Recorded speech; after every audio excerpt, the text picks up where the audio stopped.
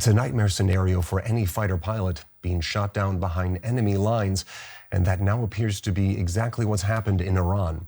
There, a U.S. combat jet has been reportedly shot down over the south of the country. One of the crew members has already been rescued but as of the time of this recording, the whereabouts of a second remain unknown. Let's take a look now at this footage from Iranian state-run TV. It purports to show the wreckage of the downed F-15E fighter jet, though we must stress that this footage has not yet been verified.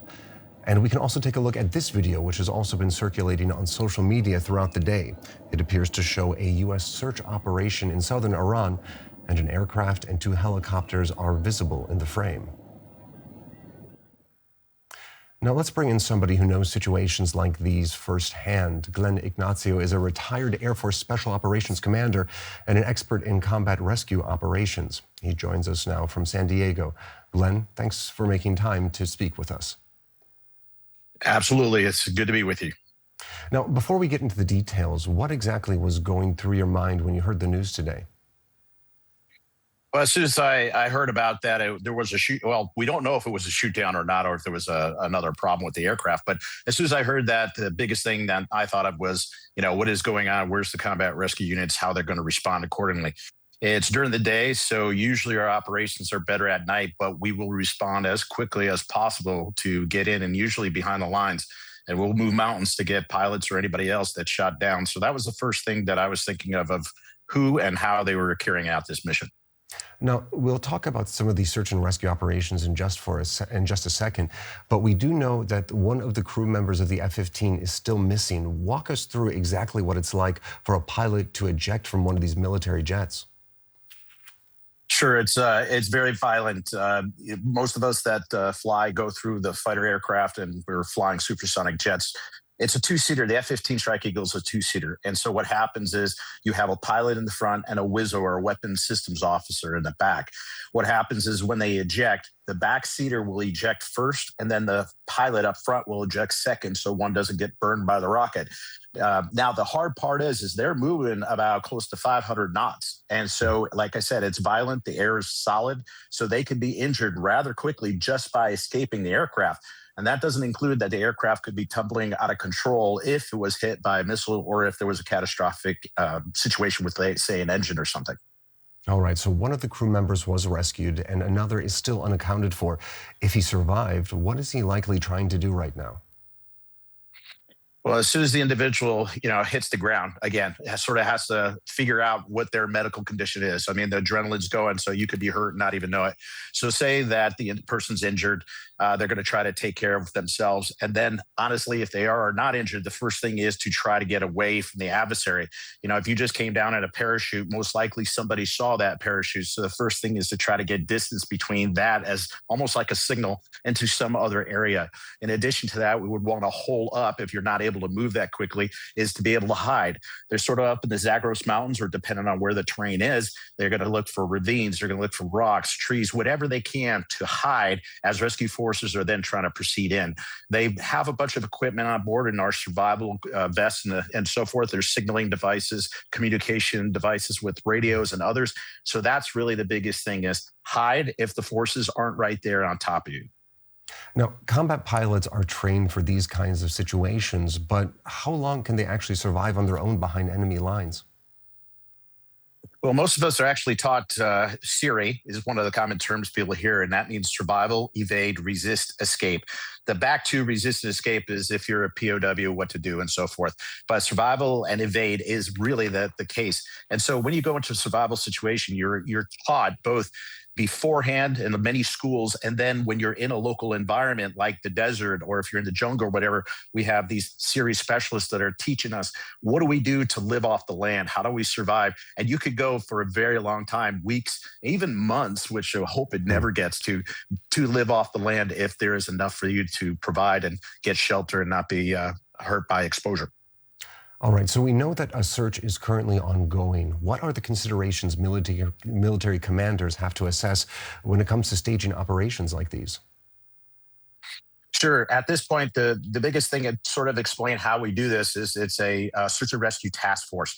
So what happens is you saw the what we call a combat king. That's an aircraft similar to what I flew. I did do the combat rescue mission. We're actually air refueling the helicopters very, very low speed so that they have additional range. Helicopters usually have about 150 miles, so we can fly up to 600 miles, always refueling. We do everything very low altitude, and in fact, we'd rather do it at night because it gives us cover and we're able to dominate that. But as we're going in for a situation like that, we're looking at all particular threats, trying to stay below the terrain so that we can get in without being detected. And again, we're trying to prosecute something where we can pick the individual up. The helicopters have our special warfare teams called pararescue. We actually have 4 special warfare teams in the Air Force. Most people don't know. Their specialty is to take care of, basically, they are like any other Green Beret, SEAL, and so forth. So they will go down and they will take care of the survivor medically in any way, shape, or form and extract them. That's the biggest thing that we're trying to do. The hardest part is, one, getting the precise location of the individual or survivor on the ground, and then we want to authenticate them. In the past, in Vietnam and stuff, they used to do with these things basically to try to lure you in. So we have a certain method that we do to make sure that you are the pilot that was ejected and is down. So there's a very complicated way for us to get in, get the individual, and a bunch of procedures to make sure that's the right person. Now, that actually brings me right to my next question. How dangerous is it exactly for these ground teams to get in and try to extract the airmen? It's pretty crazy. I mean, most of us we accept this risk. You know, we put our lives on the line to get others out. A motto from way back in Vietnam is "These things we do that others may live." I'm sure some people probably heard that, and we will put so many people at risk to move mountains to get that individual out. That's what we signed up for. That's what we're committed to. But again, when you're flying, you know, with night vision, infrared, only a couple hundred feet off the ground, and like I said, we will fly as low as possible to stay below those threats to get into a situation. Again, most of the time we're at night and we're trying to get those helicopters. We don't know to extract the survivor, but a lot of times we may be shot at from troops on the ground, manned portable air defense systems called MANPADS. Those are missiles that are portable from a human being can shoot at you. We're looking at any possible threat to stay away from, but just the terrain will kill you 100%. And that's the biggest thing we have to be aware of. Yeah, it sounds like an incredibly dangerous situation. Now, I hate to ask you to speculate, but can you maybe speculate a little bit about why both crew members weren't rescued together? As a layperson, I'd assume that they should have been found in a similar area. But that's what you hope for. I mean, there's going to be a lot of information that comes out, of course, later. But of course, everything wants to be done. We want to do it as quietly as possible. When the 2 eject, the whole idea is that hopefully you'll see another parachute and verify that there was 2 chutes. And my understanding, again, I haven't got to confirm that there were 2 chutes, which means both parachutes open. At that time, because of the speed that they're moving when they eject, if they were at high speed, there's a significant distance that could be between the 2 aviators. That's one, plus winds, a lot of consideration. For rain, depending on if it's a woodland area, you're probably not going to see the other individual. And one thing you're going to try to do is, while we're looking for them, an adversary is looking for them as well. So they might disperse into different areas. There's a lot of complications to it. But again, finding the location of the second may be very difficult because all electronic beacons and so forth that they may have are turned off because, again, the adversary is trying to look for them as well. Now, I want to show you another clip from Iranian state television. A bounty was announced today for the missing U.S. pilot. Let's take a listen. Please pay attention. Dear viewers, please pay attention. Residents of Kogilue and Boya Ahmad province, dear and courageous people, if you capture and hand over a pilot or pilots of the enemy alive to law enforcement and military forces, you will receive a valuable reward and prize. So we now have a situation where not only the Iranian military is looking for the missing soldier, but it's also likely that the Iranian people are looking for him as well. Is that the worst possible situation for the missing crewman? It does create a big problem because at that particular point, you're looking, you're having more and more people look for you. And one of the things that you're looking for is that these people live out in that area, so they know the area, can tell if something's disturbed or just basically abnormal. But as this situation is unfolded, it also depends on the sentiment of the individuals on the ground, because a lot of people have opposed the regime and may want to help the American pilot. One of the other things that we have is we have a thing that we call a bloodshed. What that means, it's usually an American flag. It has all the different languages of the area, and it tells you if you help an American aviator, American soldier, whatever it is, there's a little number that you give them, and if they turn it in after, say, a conflict or to an American military, they can be rewarded rather significantly as well. So it really depends. Again, that may be one thing that is provided from American, depends on the sentiment of the individual on the ground, or it increases the amount of people that are looking for that aviator. Now, if the soldier is captured, what does that mean for the military? Would he likely be treated as a hostage and face the prospects of interrogation or even torture?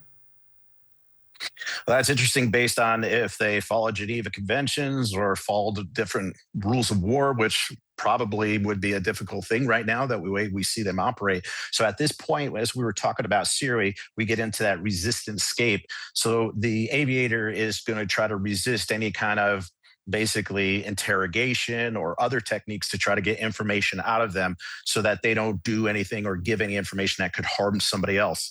At the same time, trying to escape, of course, at any possible way.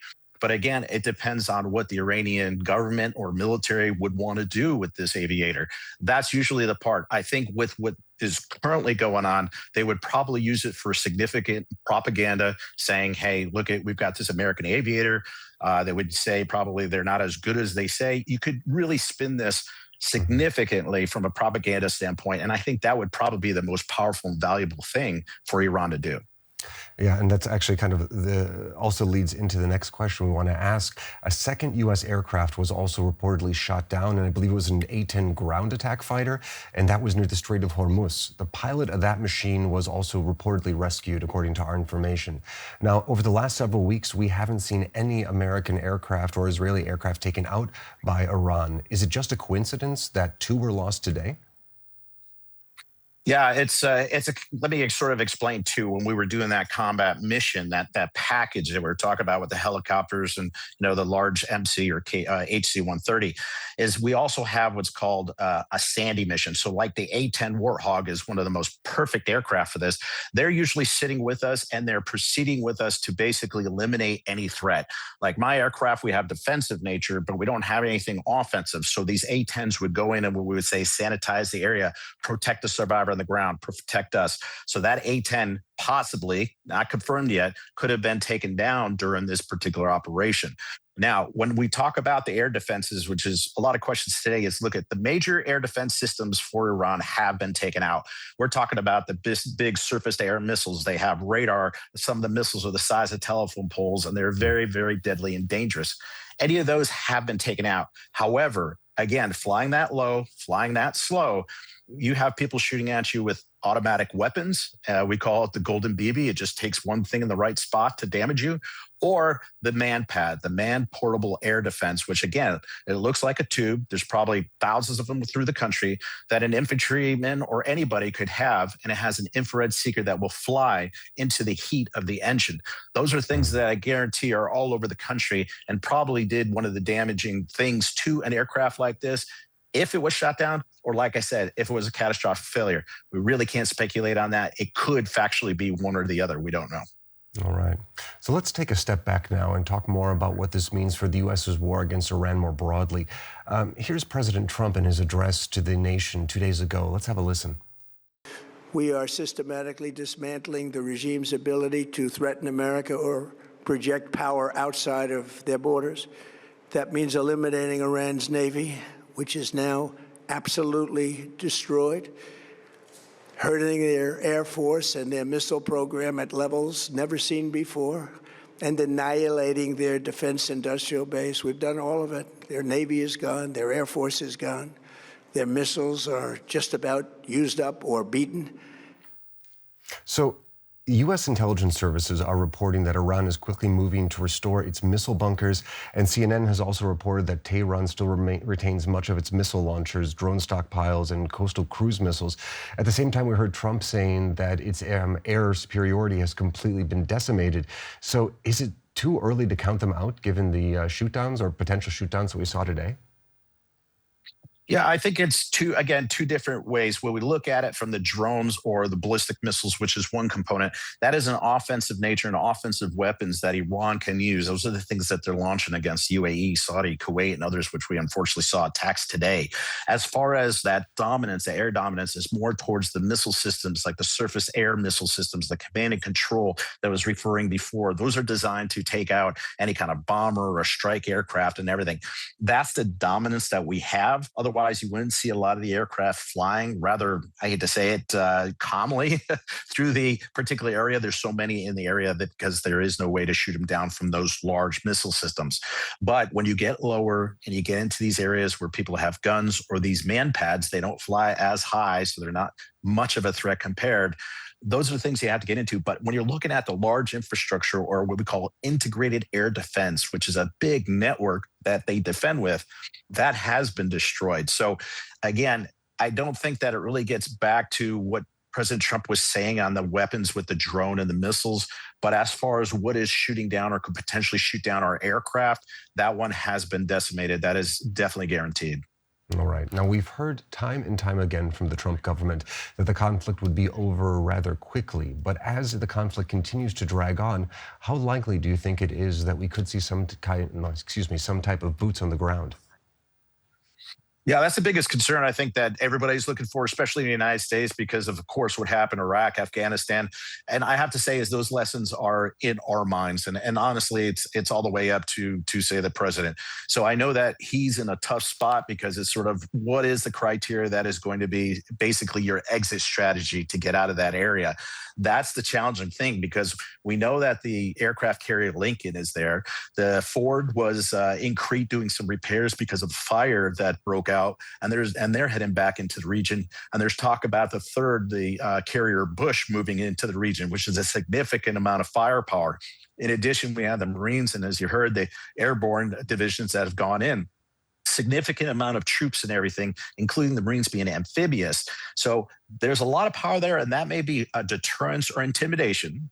Or if there is a decision that's going to go on the ground, it should be in a confined, closed area. So what I would say, if you were asking me for a war planner, I would look at the Straits of Hormuz, which is the most critical spot right now. It's in an area that can supply with logistics and everything. So the Marines are great with this because it's not just getting those forces in and winning the battle. What really wins the conflict is logistics and the supplies. They have their air power. And in that area, a small area like that could be controlled, I could see boots on the ground there. Again, I hope they don't. But the bottom line is you cannot bomb everything into the way that you want it. So if there were going to be boots on the ground, I would say there. I would not put it anywhere else in the country. I wouldn't put it north to the Karg Islands. I would focus somewhere south. The most critical would probably be the Straits of Hormuz, if any at all. I'm afraid we'll have to leave it there, but thank you very much for talking to us and sharing your expertise with us. That was retired Air Force Special Operations Commander Glenn Ignazio. Thank you. Thank you. So do you agree with U.S. President Donald Trump that the war could be over soon, or do you think that we're right before a major escalation? Let us know your thoughts in the comments. And if you like this video, please hit the like button. And if you haven't already, please don't forget to subscribe.